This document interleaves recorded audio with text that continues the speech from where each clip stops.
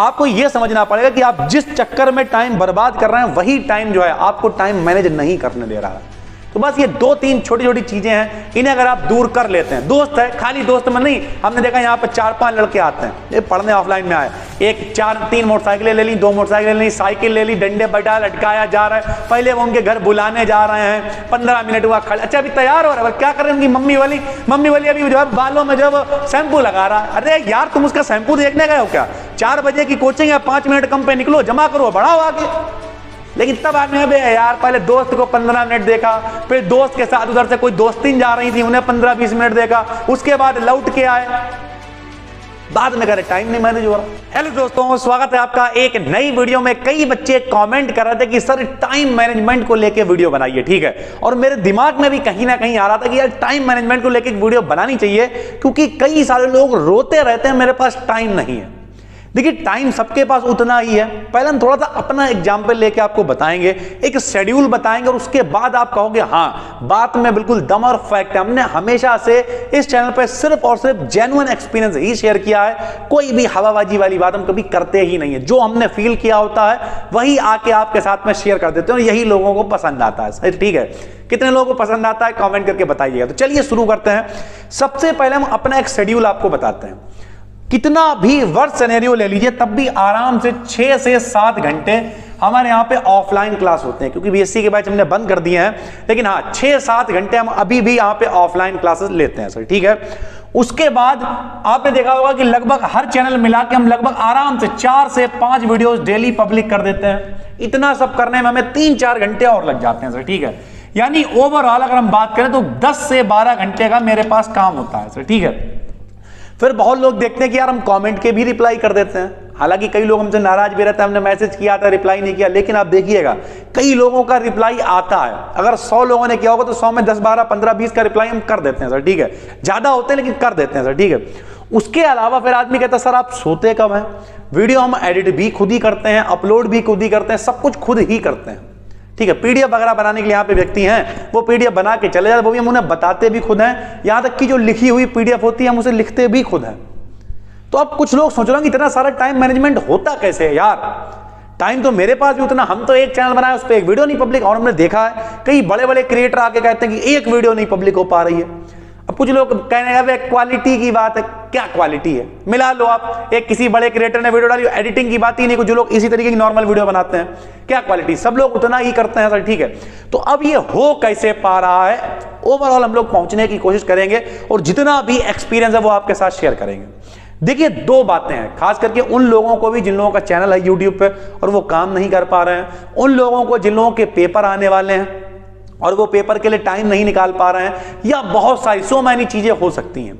तो एक एक करके हम बताएंगे। देखिए सबसे पहले जो काम आप कर रहे हैं वो क्यों कर रहे हैं। हम कई बार इस चर्चा कर चुके हैं कि क्यों कर रहे हो उस काम को भाई। जैसे अभी हम एक इवेंट में गए थे, महात्मा जी टेक्निकल का हमने डाला था, तो वहां पे कई लोग ये पूछ रहे थे कि सर हम डीमोटिवेट हो जाते हैं कि हम वीडियो डालें कि ना डालें, तो हम अपने आप को मोटिवेट कैसे रखें।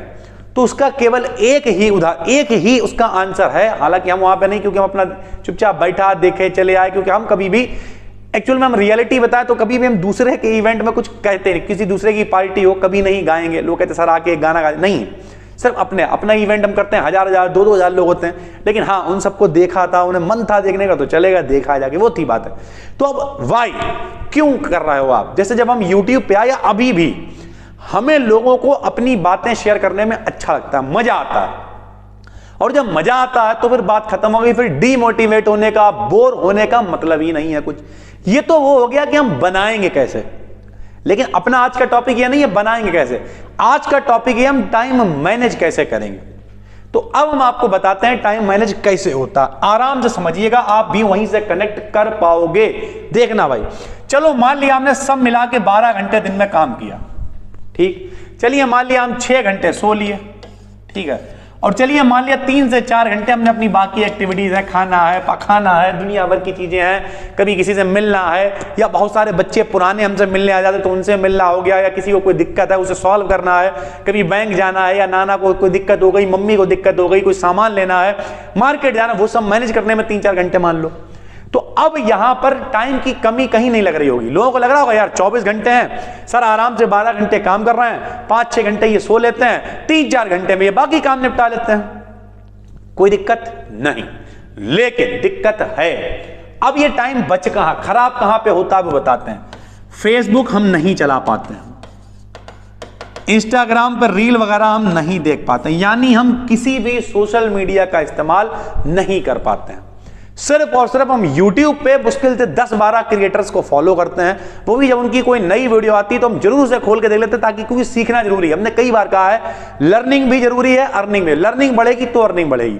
तो सिर्फ हमने ऐसे लोगों को फॉलो कर रखा है जो लोग क्या करते हैं, इसी से रिलेटेड चीजें सिखाते हैं। उनकी कभी भी कोई वीडियो आती है तो हम जरूर देखते हैं। बात समझ में आ रही है? तो यानी आप पूरा एक माहौल बना हुआ, हम सिर्फ उन्हीं लोग वही मतलब वही दिन में पढ़ाते हैं, वही वीडियोस बनाते हैं, ऐसे ही लोगों को फॉलो करते हैं, यानी हमने पूरी एक दुनिया बना रखी है अपनी खुद की। अब इसमें एक दूसरा नुकसान, चलिए सोशल मीडिया नहीं चला पा रहे, फोटो नहीं पोस्ट कर पा रहे, कोई बात नहीं, कोई नुकसान थोड़ी, टाइम ही नहीं मिल रहा तो नहीं कर पा रहे। एक दूसरी दिक्कत क्या है वो समझिए। दूसरी दिक्कत है जो सोशल सर्किल है वो बिल्कुल जीरो हो गया। मतलब क्या है, जब मेरे पास टाइम ही नहीं होगा तो हम किसी से कैसे बात करेंगे? तो कोई दोस्तीबाजी नहीं है, कोई रिश्तेदारी नहीं है। हमारी खुद की बुआ, उनके हम कितनी बार गए? 26-27 सालों में 2 बार गए। यानी सोशल सर्किल जीरो हो जाएगा, जो आपका जीरो नहीं है। आप क्या करते हो? फेसबुक चलाते हो, इंस्टाग्राम पे रीलबाजी करते हो, रिश्तेदारी निभा रहे हो। अगर मौसी की बारात है, चाचा की बारात है, पेपर गए तेल लेने, ऐसी के तैसी बोले जा रहे हैं हम तो जाएंगे। तो यानी आपको यह समझना पड़ेगा कि आप टाइम, पहले तो आप देखिए, आप लोग कमेंट तो कर देते हैं कि टाइम मैनेजमेंट की वीडियो बनाइए। टाइम मैनेजमेंट करने से पहले यह समझना पड़ेगा टाइम बचाएं कैसे। जो टाइम बचेगा तो वो ऑटोमेटिक अपने आप सही जगह पे लग जाएगा। तो अब आपने क्या किया? सोशल मीडिया खत्म कर दो, कतई फेंक दो मोबाइल। केवल ऐसे लोगों को यूट्यूब पर फॉलो करो जो आपके काम के हैं। अगर आप यूट्यूबर हो तो यूट्यूबर्स को फॉलो कर लो, पढ़ रहे हो स्टूडेंट तो टीचर्स को फॉलो कर लो। बस वैसी ही वीडियो आपके सामने बार बार आएंगी और आप बहुत आराम से टाइम बचा पाओगे। यानी सरल भाषा में, जब आप सोशल मीडिया भी चला रहे होगे तब भी काम कर रहे होगे, यानी पढ़ रहे होगे। समझ गए सर आप? रिश्तेदार खत्म कर दो यार। अब हम इसकी आपको एक बेस्ट टेक्निक बता देते हैं। जैसे पहले हम क्या होता था, बहुत कोई भी हमसे कहता था, अभी हमें कल हमने रिसेंट एक कमेंट पढ़ा तो लोग बोले कि भैया आपके बारे में कुछ बातें चल रही हैं। तो हमने क्या चल रही हैं बताओ? बोले बातें ये चल रही हैं कि अब वो बहुत बदल गए हैं